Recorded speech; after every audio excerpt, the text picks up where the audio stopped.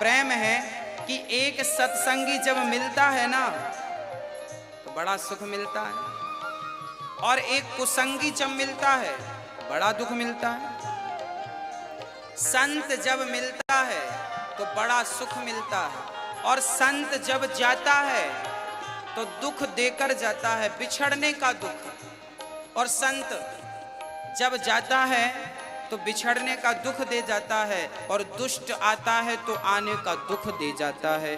गोस्वामी जी कहते हैं कि भगवान दुष्टों से बचाएं और हमेशा सत्संगों से मिलाएं।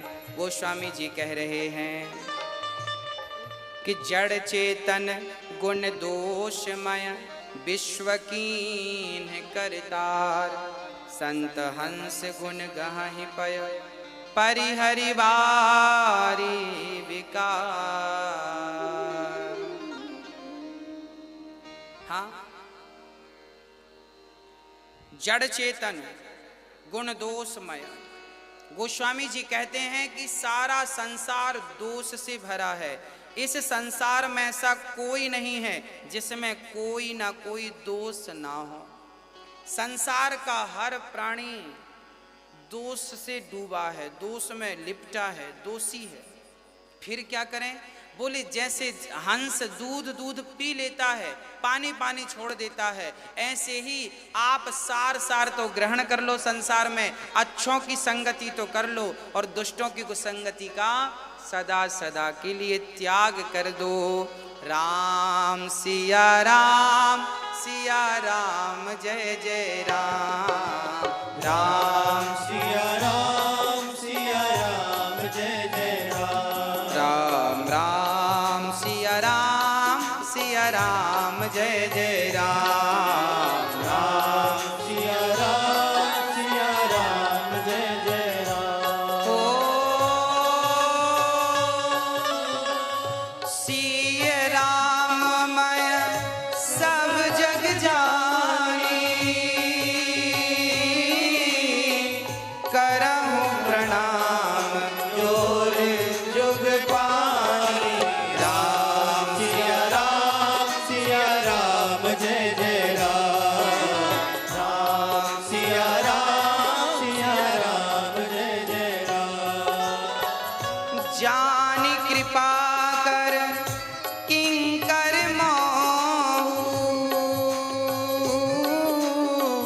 सब मिल करहूँ छाणे छल छोड़ू। राम सिया राम जय जय राम, राम राम सिया राम जय जय राम। गोस्वामी जी गा रहे हैं कि सिया राम मैं सब जग जानी, करहूँ प्रणाम जोरी जुग पानी।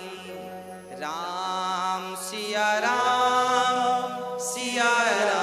जय जय राम। अब गोस्वामी जी सबको प्रणाम कर रहे हैं, सब में ईश्वर का दर्शन करते हुए सबको नमस्कार कर रहे हैं। राम नाम को प्रणाम करते हैं, दशरथ जी को प्रणाम करते हैं, कौशल्या माँ को प्रणाम करते हैं, श्री उर्मिला मैया को प्रणाम करते हैं, श्री सारे जनों को, सरयू मैया को, अयोध्या धाम को, सबको गोस्वामी जी ने प्रणाम किया। और अंत में क्या कहा?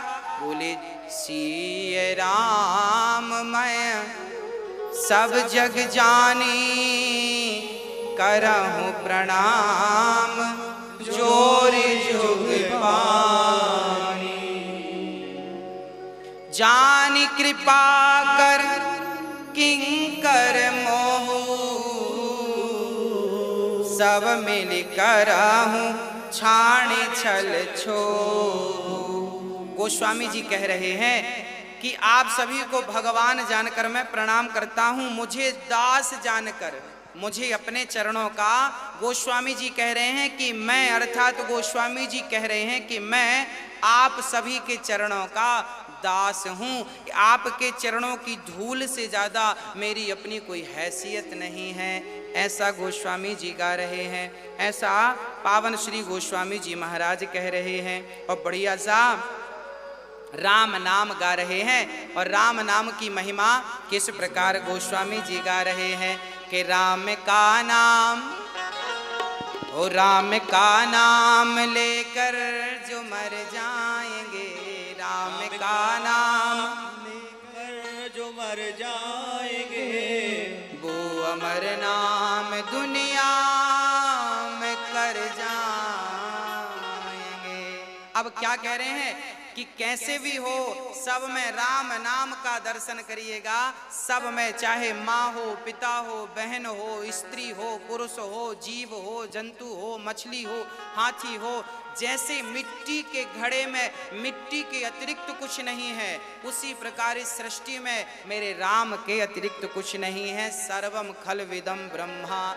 सच्चाई यह है कि यदि सददृष्टि से देखा जाए तो इस दुनिया में परमात्मा के सिवा कुछ है नहीं। हाँ, दिखता बहुत कुछ है, पर जाके रही भावना जैसी प्रभु मूरत देखी। हाँ, तो गोस्वामी जी कह रहे हैं कि जो राम का नाम गाएंगे और राममय संसार को देखेंगे, निश्चित ऐसे पतित पावन हो जाएंगे। हो राम मंगल भवन अमंगल हारी, उमा सहित जेहि जपत त्रिपुरारी।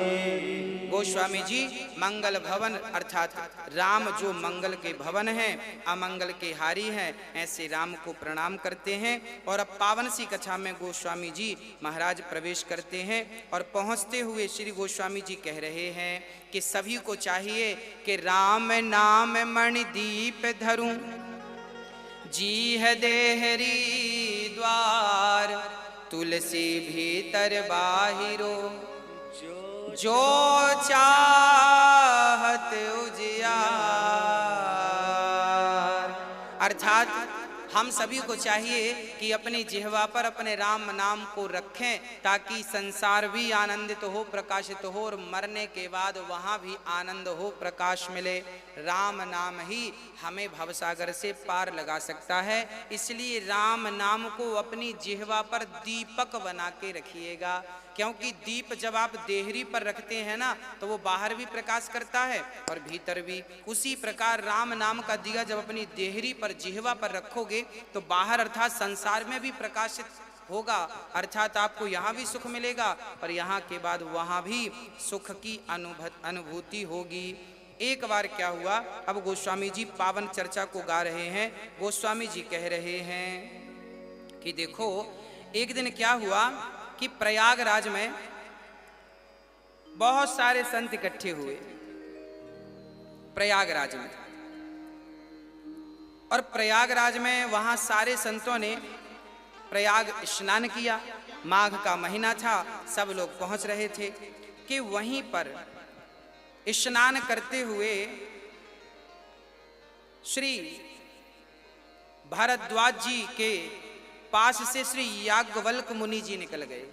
याज्ञवल्क जी एक संत थे, प्रयाग स्नान करने आए थे। और श्री भारद्वाज जी जो संत थे, ये प्रयागराज में रहा करते थे, इनकी कुटिया प्रयागराज में थी। तो याज्ञवल्क जी जब आए, तो याज्ञवल्क जी जब स्नान करके प्रयाग का जब जाने लग गए। अच्छा, संतों की भी अपनी एक महिमा है। संतों को गोस्वामी जी ने खूब प्रणाम किया, संतों को खूब स्नेह किया गोस्वामी जी ने। हम में और संतों में केवल इतना ही अंतर है। एक बार क्या हुआ, एसी कोच में, फर्स्ट एसी में, ट्रेन में, एसी कोच में फर्स्ट में एक महात्मा जी बैठे थे। उनकी अपनी बढ़िया सीट थी और सामान भी था, सामान उन्होंने रख रखा था। संत जी यात्रा कर रहे थे।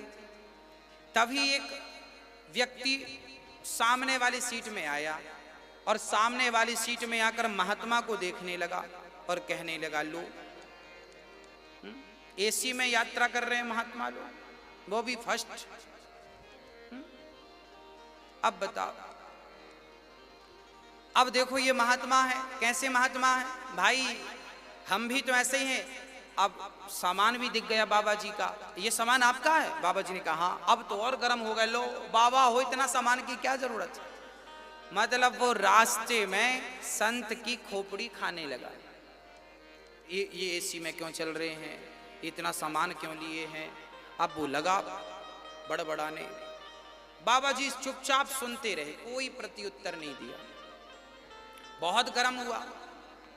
थोड़ी देर बाद साधु ने, साधु स्वभाव है, कपास की तरह इनका स्वभाव निर्मल है, संत ने दोस्ती कर ली। भाई बस गुस्सा त्याग दो, ये बताओ आप कहाँ जा रहे हैं? कहा फलानी जगह जा रहे हैं। संत थोड़ी सी बातचीत करने लग गए, उस आदमी से संत जी ने दोस्ती कर ली।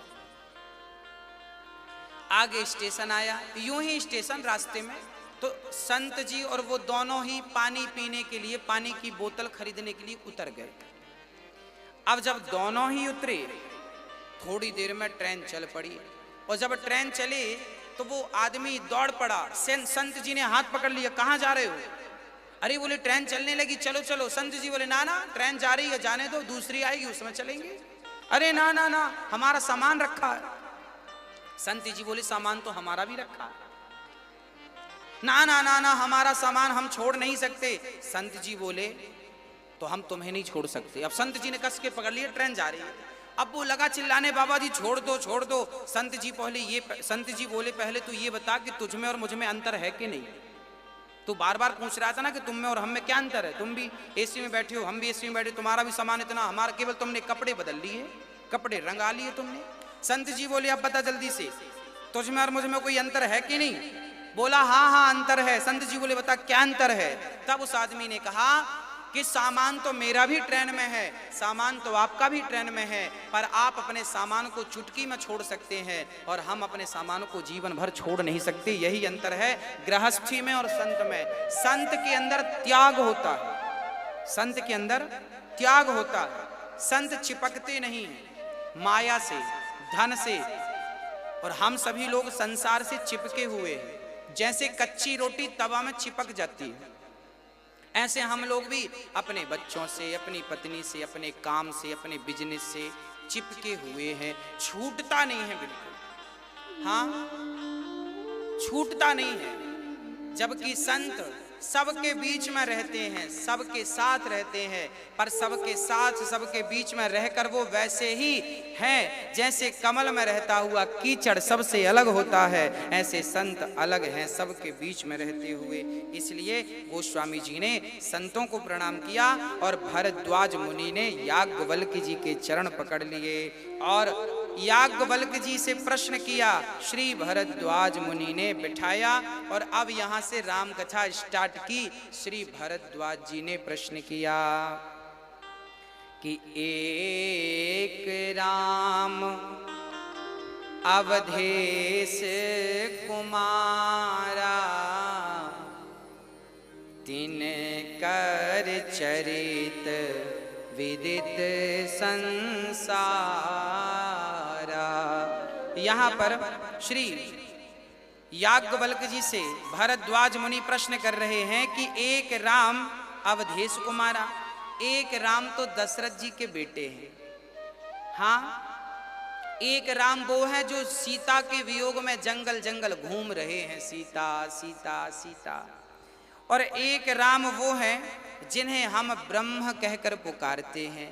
तो याज्ञवल्क्य जी से प्रश्न किया है श्री भरद्वाज मुनि ने, क्या ये राम एक ही हैं या अलग अलग राम हैं? तब याज्ञवल्क्य जी बोले देखो वैसे तो आप सब जानते हैं, पर फिर भी लोगों का कल्याण हो, लोगों का हित हो, इसलिए आपने बड़ा उत्तम प्रश्न किया। राम भगत तुम मन क्रम बानी, चतुराई तुम्हारी मैं जानी। तब श्री गोस्वामी जी लिख रहे हैं कि याज्ञवल्क्य जी अब भरद्वाज जी के पास बैठ गए और कथा सुनानी शुरू कर दी। कहते हैं कथाएं तब तक नहीं निकलती तब जब तक कोई जिज्ञासु श्रोता ना हो। इसलिए कभी भी संत के पास जाओ तो भगवान की कथा ही पूछो, आत्म कल्याण का साधन ही पूछो।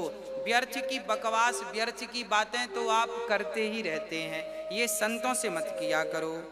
तब गोस्वामी जी लिख रहे हैं कि याज्ञवल्क्य जी जब ये उत्तर देने लगे तो उन्होंने कहा, भरद्वाज जी वैसे तो आप ज्ञानी हैं, सब जानते हैं, फिर भी सुनो। अच्छा, भगवान को लेकर संदेह भरद्वाज जी को था नहीं, पर संदेह जैसा अभिनय कर रहे हैं। कई लोग प्रश्न करते हैं, गुरु जी ये बताओ राम कितने हैं? एक राम दशरथ का बेटा, एक राम घट घट में लेटा, एक राम का सकल पसारा, एक राम का सब जग सारा। तो ये बताओ ये 4 राम हो गए, कौन से राम की हम पूजा करें? तब हमने कहा कि देखो ये 4 नहीं है, रामचरितमानस में केवल इन्हीं विसंगतियों को समूल नष्ट करने के लिए ये ग्रंथ तैयार किया गया। क्या हुआ, कई लोगों ने विकृतियां पैदा कर दी, अर्थात भोले भाले लोगों के अंदर एक प्रश्न डाल दिया कि एक राम तो दशरथ का बेटा है, एक राम तो घट घट में व्यापा है, एक तो स्त्री के लिए रो रहा है, आप किस राम की पूजा करेंगे? कई लोग ये संदेह डाल देते। अब आप चक्कर में पड़ जाते हैं, बात तो सही है, कौन से राम, किस राम की बात? अब कई लोग, अब कबीरदास जी क्या कह रहे हैं? गोस्वामी कबीरदास जी राम जी के बारे में क्या कह रहे हैं? कबीरदास जी स्वयं राम के बहुत बड़े भगत थे। अब कबीरदास जी क्या गा रहे हैं ये मैं नहीं गा रहा हूं, कई लोग ऐसे हैं जो कबीरदास जी के दोहों से कहते हैं कि देखो कबीरदास जी तो राम का विरोध कर रहे हैं, राम के बारे में। ऐसा ना, कबीरदास जी राम के उच्च कोटि के भगत थे। कबीरदास जी खुद कह रहे हैं, कबीरा सब जग निर्धना, ये दोहा कबीरदास जी का, कि कबीरा सब जग निर्धना, धनवंता नहीं कोई, धनवंता सोई जानिए, जेखे राम नाम धन हो। कबीरदास जी कह रहे हैं कि जिसके पास राम नाम का धन है वो अमीर है, ऐसा स्वयं कबीरदास जी कह रहे हैं। और कई लोग कबीरदास जी को राम से अलग कर देते हैं। आपने हमारे भारत में ही ऐसी परंपराएं देखी होंगी जो कबीरदास जी को अलग ही कहते हैं कि कबीरदास जी तो अलग हैं।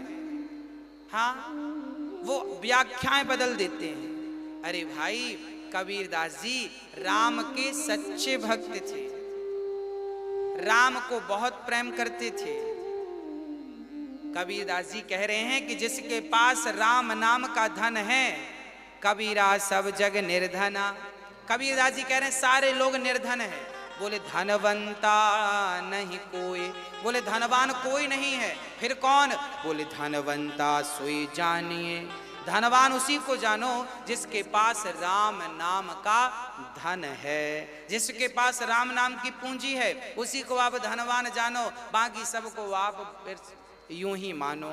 तो श्री कबीरदास जी राम के अनन्य भक्त हैं। तो श्री प्रश्न जब याज्ञवल्क्य जी से भरद्वाज जी ने किया तो याज्ञवल्क्य जी ने कहा कि यही प्रश्न एक बार भगवान शिव से माता पार्वती ने किया। तब पूरी कथा सुनाते हैं। बोले एक बार त्रेता युग माही। हाँ, क्या कहते हैं? एक बार त्रेता युग माही, शंभु गए कुंभज ऋषि पानी। संग सती जग जननी भवानी, पूजे ऋषि अखिलेश्वर जानी। राम कथा मुनि बरज बखानी, सुनी महेश परम सुख मानी। ऋषि पूछी हरि भगत सुहाई, कहे शंभु अधिकारी पाई। एक समय की बात है, अब श्री याज्ञवल्क्य जी सुना रहे हैं कि सुनो, एक समय की बात है कि एक बार त्रेता युग माही, एक बार त्रेता युग का समय था और भगवान शिव अपनी पत्नी उमा, दक्ष की बेटी उमा को लेकर आए और कथा सुनने के लिए किनके पास आए? अगस्त मुनि के पास। कुंभज ऋषि अर्थात कुंभज अर्थात जो घड़े से प्रकट भये हैं उन्हें अगस्त कुंभज ऋषि कहते हैं। अगस्त जी घड़े से प्रकट भये हैं और घड़े से प्रकट होने का अर्थ यह भी है कि जैसे घड़ा कभी अहंकार नहीं करता, क्योंकि किसी ने कहा घड़ा तुम हमेशा ही ठंडे रहते हो, कभी गर्म भी हुआ करो। हाँ? घड़ा हमेशा ठंडा रहता। किसी ने कहा घड़े से तुम ठंडे ही रहे आते हो, कभी गर्म भी हुआ करो। तब घड़ा कहता है कि मैं बना मिट्टी से हूं, कल फिर मिट्टी में मिल जाऊंगा, गर्मी करूं तो किसी चीज की गर्मी करूं। ऐसे अगस्त जो घड़ा अहंकार रहित है, ऐसे अहंकार रहित घड़े से श्री अगस्त जी प्रकट हुए हैं। ऐसे अगस्त जी ने जब देखा, अच्छा भगवान शिव को भी जब कथा सुननी हो ना तो अपने कैलाश को छोड़कर मृत्यु लोक नीचे आना पड़ता है, क्योंकि कथा यहाँ है, वहां पर भी स्वर्ग लोक और बैकुंठ लोक और शिव लोक में भगवान की कथा नहीं है। वहां तो ध्यान लगा सकते हैं आप, पर कथा नहीं सुन सकते। तो कथा सुनने के लिए यहाँ आना पड़ेगा। तो यहाँ एक बार शंकर जी आए और त्रेता युग में आए, कथा सुनी। अगस्त जी ने कथा सुनी और शंकर जी अकेले नहीं आए, संग सती जग जननी भवानी, संग में सती माता आई और बड़ा सम्मान अगस्त जी ने किया। शंकर जी के चरण धोए, शंकर जी को प्रणाम किया, बिठाया और कथा स्टार्ट कर दी। अब माता सती को लगा कि ये कैसा वक्ता है, इसने तो श्रोता के चरण धुलकर पी लिया। अच्छा अगस्त जी तो शंकर जी का सम्मान कर रहे थे ना। कई बार जब आप किसी का सम्मान करते हैं ना, आदर करते हैं ना आप, तो सामने वाला ऐसी समझ लेता ये ऐसे ही है, लगा है पीछे ना। कोई आपका सम्मान करे तो याद रखना कि जो आपका सम्मान कर रहा है वो कहीं ना कहीं हमसे श्रेष्ठ है। हाँ, आपका जो सम्मान करे उसका भी आप सम्मान कीजिएगा। हाँ, माता सती देख रही हैं, शंकर जी अगस्त जी को प्रणाम कर रहे हैं और अगस्त जी शिव के चरण धो रहे हैं। पार्वती को संदेह हुआ कि ये कैसा वक्ता है, ये श्रोता के पांव धो धो के पी रहा है। अब सती बोली तो कुछ नहीं, पर बैठ गई। अब वहां पर कथा हुई, अगस्त जी ने राम कथा सुनाई। राम कथा मुनि वर्ज बखानी, बढ़िया राम कथा श्री गाई अगस्त जी ने, और प्रेम से शंकर जी कथा सुन रहे हैं। अच्छा शंकर जी तो कथा सुन रहे हैं, अगस्त जी तो कथा सुना रहे हैं, पर माता जी का मन नहीं लग रहा। क्यों? क्योंकि माता जी की श्रद्धा कथा सुनाने वाले के प्रति है ही नहीं, क्योंकि उन्होंने तो पहले ही अगस्त को छोटा मान लिया ना कि ये छोटे लोग हैं, हमारे शंकर जी तो सब जानते हैं, इन्हें क्या कथा सुनाएंगे। याद रखना भक्तों, जब तक आपके भीतर श्रद्धा नहीं होगी, जब तक आप अपना अहंकार नहीं त्यागेंगे, यदि आप कुछ जानते हैं तो फिर आप तो जानते ही हैं, आपको क्या कोई जना सकता है।